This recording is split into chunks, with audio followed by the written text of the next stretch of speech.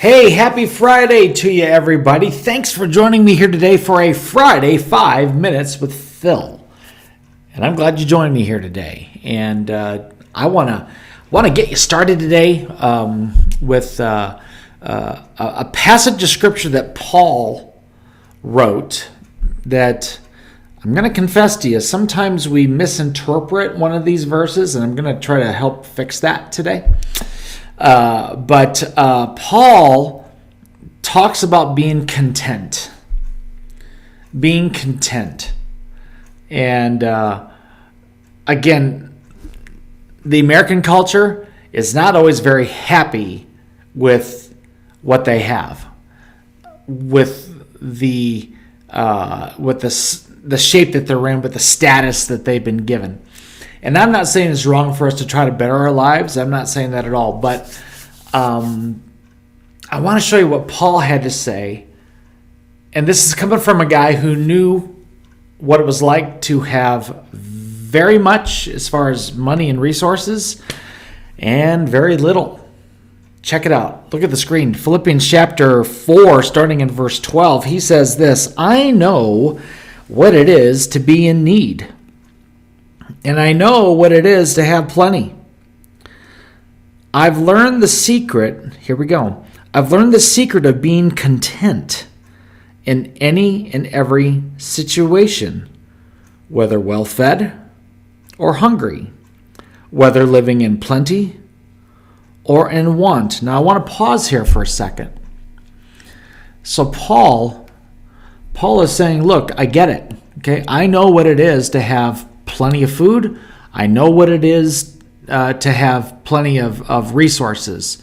I want to remind you, by the way, that Paul is actually in prison while he's writing this. So it's not like he's at the Hilton, okay? He is not living a cushy life as he is writing this. So he says, look, I know what it's like to have plenty. And I know what it's like to have not much. I've been full. I've been hungry. I know it all. And here's what he says. I have learned the secret. I've learned the secret of being content in both of those situations. Now, here's the deal. A lot of us, we want to be content only if we have much. We want to be content only if we have plenty of money and plenty of food and plenty of cars and plenty of this and that. And again, there's nothing wrong with having a lot of possessions. If God's blessed you, that's fantastic. But what if you don't? You know, what do we say to the person who lives in a third world country, but they love Jesus with all their heart? What do we tell them? If we think that the only way to be content is to have excess, or is to have a lot of money, or is to have a lot of food, or a huge house, folks, I've met Christians that live in huts that are made of sticks, and they don't have much at all. They live in the middle of the desert, and they are so content. They're happy. How? How did Paul learn the secret of that? It's the last verse. It says this. He says, I've learned the secret. I can do all this through him who gives me strength. King James says, I can do all things through Christ who strengthens me. You see, that verse is not about how much you can bench press or how high you can jump or how far you can throw a ball, no matter how many athletes have that tattooed on their whatever. What that verse is saying is that if I have plenty, okay, I'm content. Why? Because God gives me the strength to be able to do that.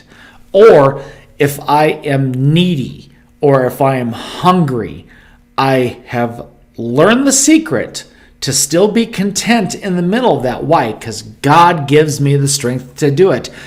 The secret does not lie in your willpower. The secret does not lie in how strong of a character you are. The secret relies on the strength that God gives you. And in both circumstances, you need the Lord's strength to be content with wherever you're at in life. My message to you today is this: wherever you're at in life, God doesn't want you to be miserable. And that is your choice. That is your choice. Whether your paycheck is huge or maybe you're unemployed. Whether you're scraping for money or not, the secret is through Christ. Depend on Jesus to make you content, and he will bless you. And I want to challenge you with that today. All right? I pray you have a great weekend. We love you. Thanks for joining me. Lord willing, we'll talk to you again soon. Bye-bye.